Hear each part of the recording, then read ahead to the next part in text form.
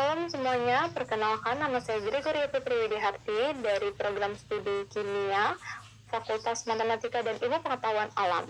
Di sini saya akan menjelaskan tentang sel tumbuhan. Sebelumnya, apa itu sel? Sel merupakan satuan unit struktural dan fungsional terkecil pada makhluk hidup.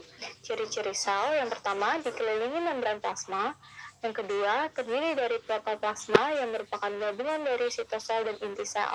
Yang ketiga mengandung kromosom, dan yang keempat memiliki ribosom. Sel ini dibagi menjadi dua jenis, yaitu sel prokariotik dan sel eukariotik. Sel prokariotik ini merupakan sel sebelum nukleus, yang diambil dari bahasa Latin pro yang berartikan sebelum, dan kariot yang berartikan nukleus. Sel prokariotik ini memiliki DNA yang terletak pada nukleoid, dan hanya memiliki ribosom, plasmid, dan DNA atau RNA saja. Pada sel prokariotik terdapat dinding sel yang berupa proteoglikan. Lalu sel eukariotik merupakan sel nukleus sejati yang diambil dari bahasa Latin eu yang berartikan sejati dan kariot yang berartikan nukleus. Sel eukariotik ini memiliki DNA yang terletak pada nukleus. Sel eukariotik juga memiliki mitokondria, kloroplas pada tumbuhan, retikulum endoplasma, dan aparatus Golgi atau badan Golgi. Sel eukariotik ini memiliki dinding sel berupa selulosa pada tumbuhan dan kitin pada jamur. Sel prokariotik ini dimiliki oleh bakteri, monera, virus, dan lainnya. Sedangkan sel eukariotik ini dimiliki oleh protista, fungi, tanaman atau tumbuhan, animalia atau hewan. Di sini saya akan menjelaskan tentang sel tumbuhan. Pada sel tumbuhan ini terdapat organel sel yang tidak dimiliki oleh sel hewan. Seperti organel sel dinding sel, plastida, dan kloroplas dimiliki oleh sel tumbuhan, tetapi tidak dimiliki oleh sel hewan. Sedangkan pada sel hewan terdapat organel sel sentrosom, flagellum, dan lisosom yang tidak dimiliki oleh sel tumbuhan. Itulah yang membedakan antara sel tumbuhan dengan sel hewan. Di sini terdapat struktur dan organel sel. Pada inti sel atau nukleus terdiri dari membran inti, kromatin, nukleolus, dan nukleoplasma. Di sekeliling inti sel terdapat retikulum endoplasma yang terdiri dari retikulum endoplasma halus dan juga retikulum endoplasma kasar. Pada retikulum endoplasma kasar terdapat ribosom. Nah, di sebelah RE terdapat vakuola tengah.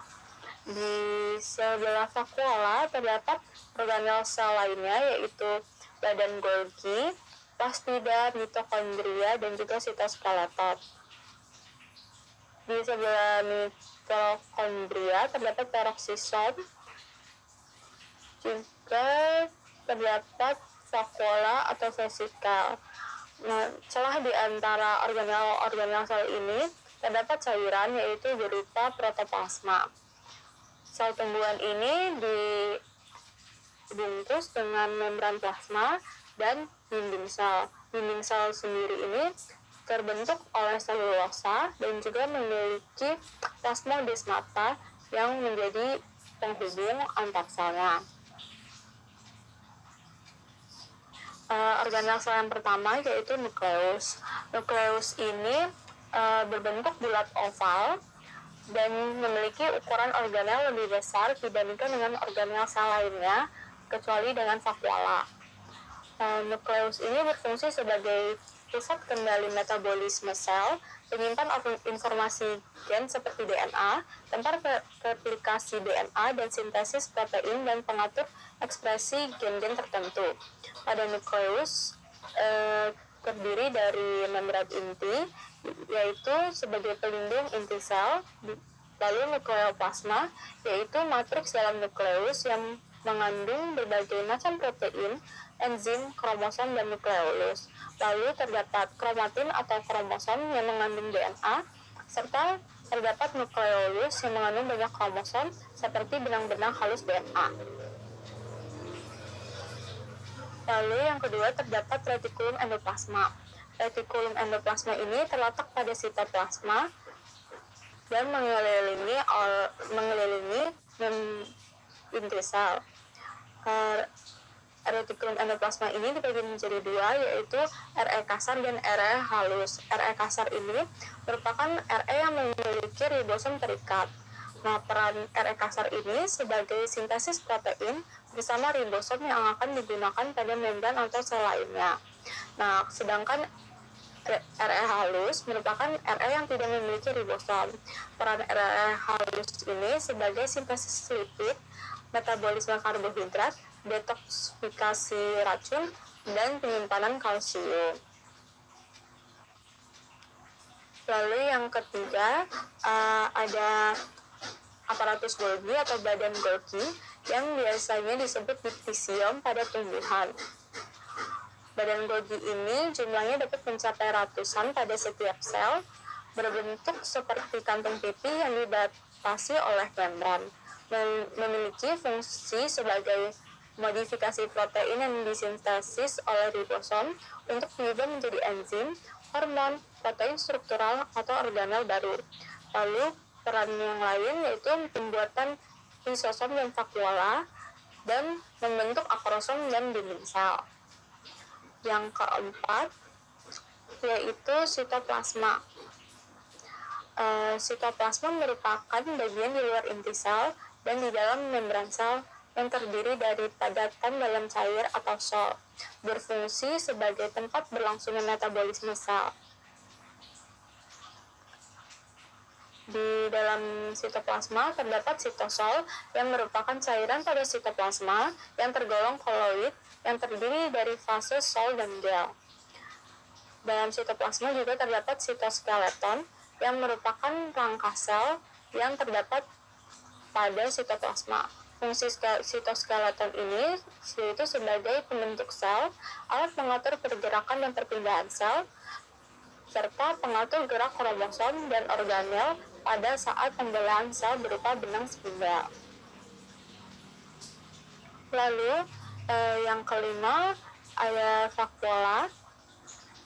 Vakuola ini berfungsi sebagai tempat pencernaan, pengedaran dan penyimpan cadangan makanan serta transportasi antar organel. Vakuola ini dilapisi dengan selaput membran yang disebut dengan tonoplas. Pada vakuola terdapat beberapa macam senyawa kimia seperti garam mineral, karbohidrat, asam amino, dan antosianin yaitu pigmen pada bunga.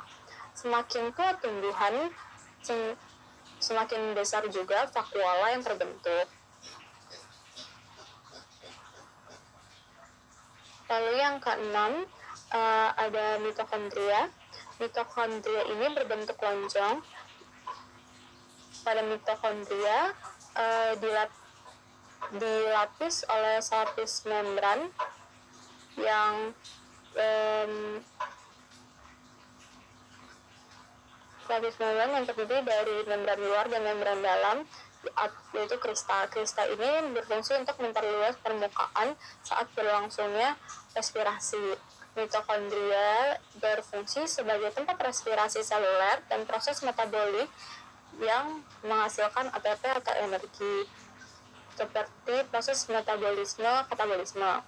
Mitokondria ini memiliki DNA sehingga dapat melakukan sintesis protein sendiri. Jumlah mitokondria ini bervariasi tergantung pada tingkat metabolisme. Yang ketujuh yaitu plastida.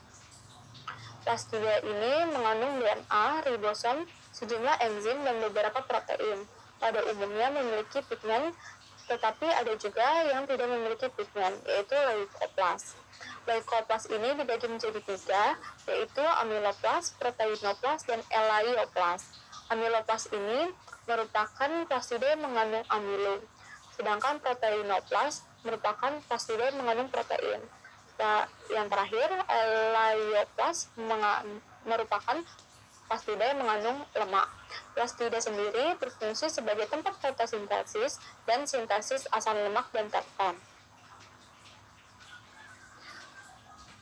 Berdasarkan pigmennya, plastida dibagi menjadi dua, yaitu kromoplas dan kloroplas.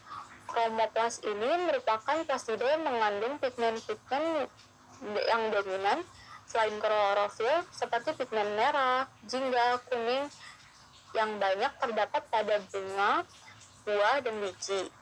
Lalu ada kloroplas yang merupakan plastida yang mengandung zat klorofil atau pigmen hijau. Yang ke-8 yaitu peroksisom. Peroksisom ini merupakan hasil dari mitokondria yang berfungsi untuk detoksifikasi racun seperti peroksida menjadi air.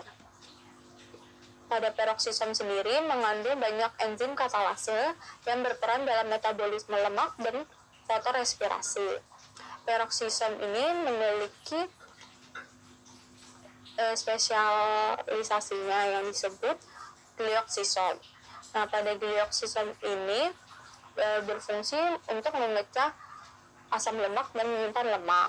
Pada glioksisom juga mengandung banyak enzim katalase dan oksidase yang berperan dalam metabolisme lemak. Energi hasil metabolisme ini digunakan saat perkecambahan biji. Lalu yang ke-9 ada dinding sel. Dinding sel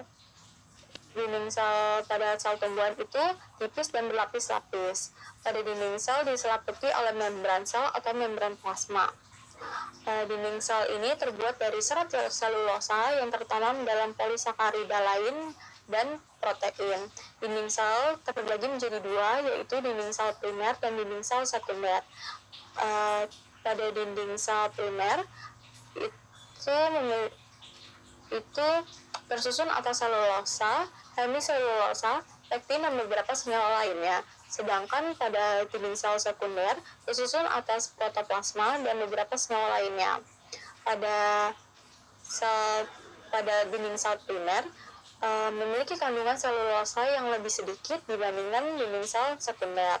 Lalu dinding sel primer lebih tipis dan elastis dibandingkan dinding sel sekunder.